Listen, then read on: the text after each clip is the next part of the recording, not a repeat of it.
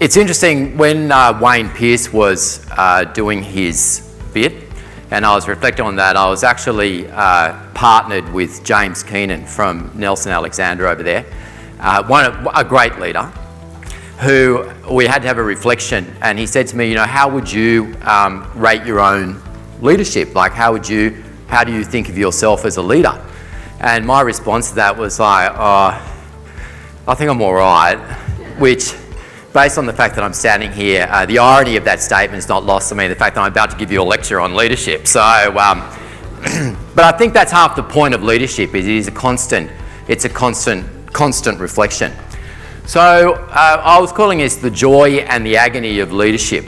And the joy comes when everything comes together and it's all running really smoothly. The moons of Jupiter line up with the rings of Saturn every sort of 5 years or so, and there's a half-hour window of opportunity where everything goes so super smoothly, but that feeling is absolutely sublime. The agony of leadership is the fact that it's actually all your fault. And that, I suppose, is when you are leading a business, and certainly what I find in my world, is that it's the agony of leadership which is the hardest thing to deal with. So I thought I'd start by just giving you a little bit of an overview of Morton as a business. So we're based in Sydney. We have 9 offices. Some of them are quite small. We have 8 real ones that actually have a physical presence, and 1 virtual one, or a pretend one as we call it. We have a team across our businesses. We have a building management business as well. We have in excess of 100 people across that. We manage just a bit over 3,500 managements across all of that, which has obviously through the last few years had quite a lot of challenge. But we had 12.5% net growth on that last year, which we thought was pretty good. And that resulted in the profit in our business on the property management side increased by basically 100% because we managed to stop the churn.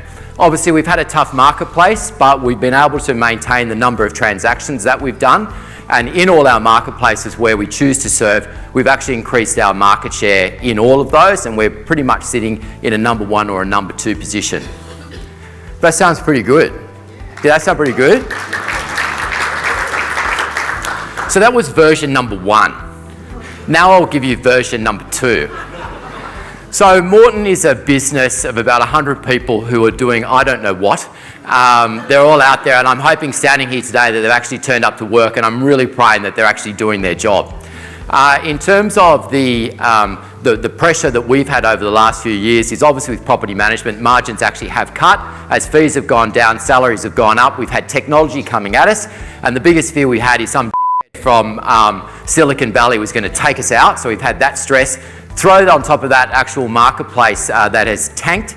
So in a lot of our markets, what we've got is we're in new areas around Sydney. So one of our offices we've got is in Green Square, which is, if you're going into Sydney, it's all the apartments on the highway on the way to the airport. And what's actually happened there is that a lot of those apartments have been bought by Mr. Wu and Miss Wong from Fujian province in China, and they've paid 1.2 million for something which actually now is worth about 800, and there's a great chance that they've been rorted. So that pressure is in our market where all the prices have actually declined. So in all of this, we've managed to cope. Our average sale price has gone from 1.3 to 800,000. So all very well to maintain the same number of transactions, but basically the revenue has slumped right down. Fortunately, what I learned in the GFC, which has been just as true this time, is that you take money away from good people and good people go bad. So just in the last couple of weeks, pretty much everyone's managed to hold it together through this, but they've all lost their shit. Everybody's screaming at each other. We have a people and culture manager who's working overtime to try and get people to work well together, as they've all, as I said to her last week, when did we get to a dobbing culture where everyone's sending emails to people and culture about the fact that everyone's got anxiety and they're all being bullied?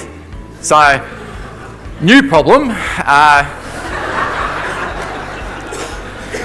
And I actually said to them all, do you know what? I've got anxiety about your anxiety and I think you're bullying me. All right.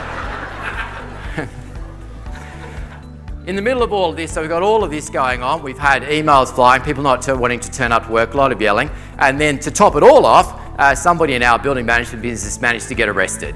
So I was like, and I am the captain of that.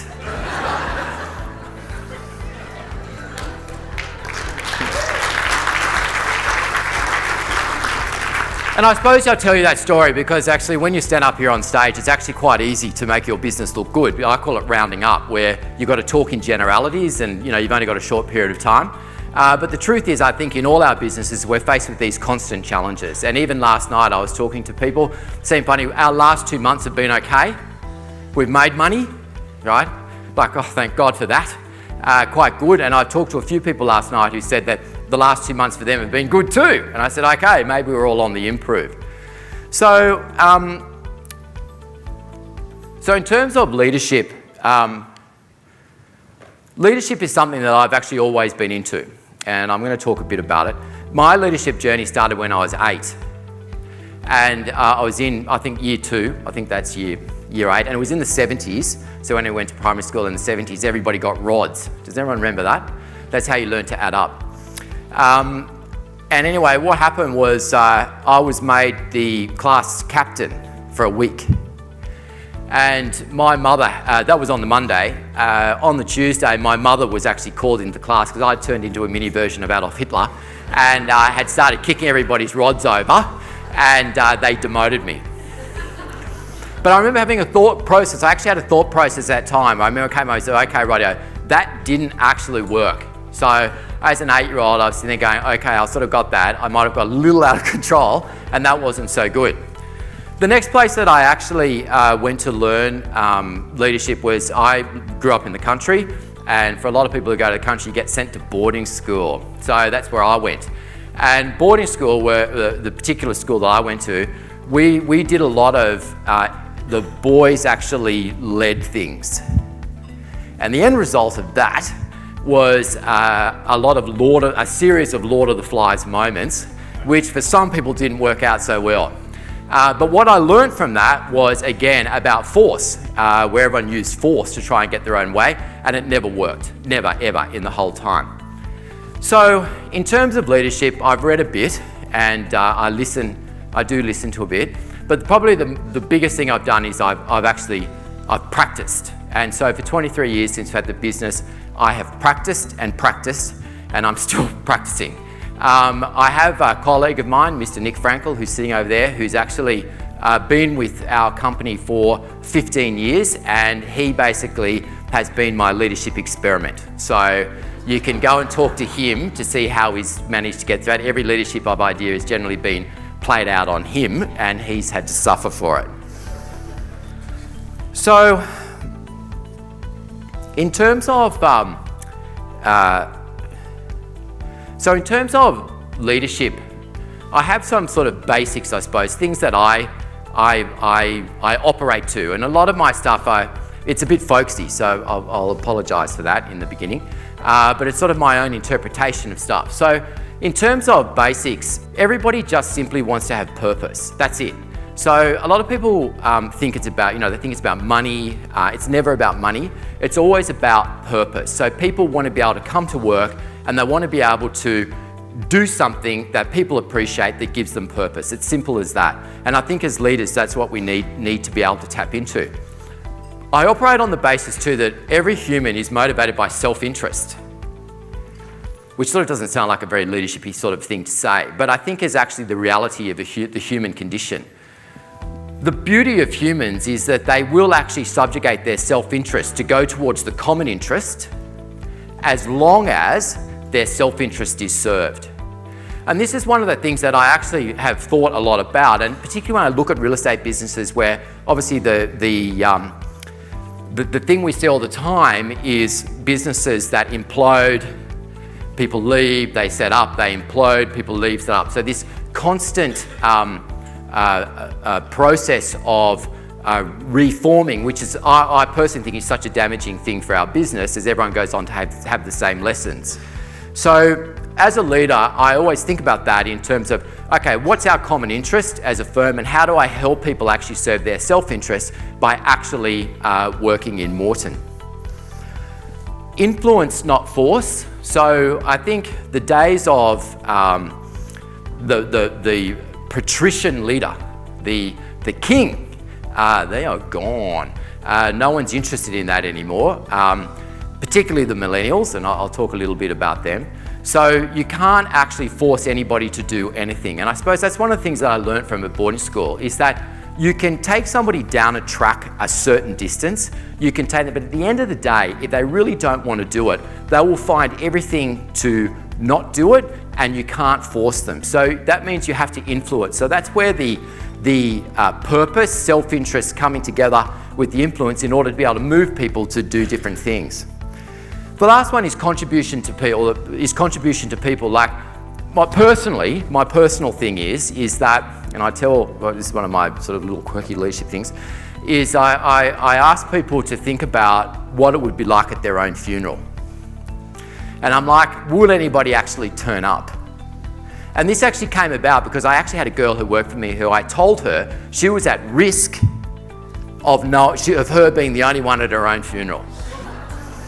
So you've got to think about that. And I always say to the young people, don't worry, lots of people will come, because everybody turns up for a young person's funeral. The older you go, numbers drop off, so therefore you need to be thinking about the contribution you make to other people.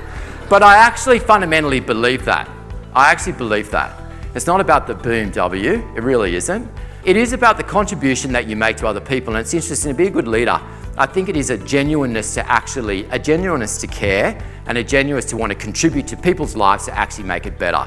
And I think if you have that trait, then your ability to influence and move people is much greater, and it has to be a genuine thing. So I am hoping that when I leave the planet, and please, if I do it soon, you're all invited, and I will expect you to come, is to have lots of people there and you know, make it a big event.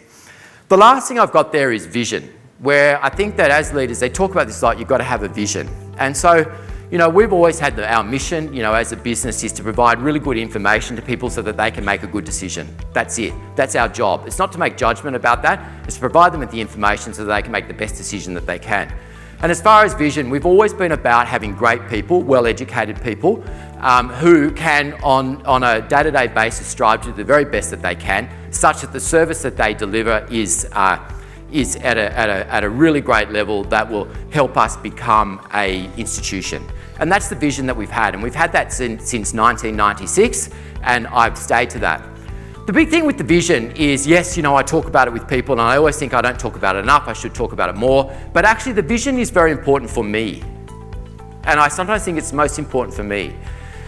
Because as a leader, you come constantly under pressure the whole time as you are punched in the head time and time again of various different obstacles. Like, I really do think business is about how many times you can get kicked in the head and get up again, right?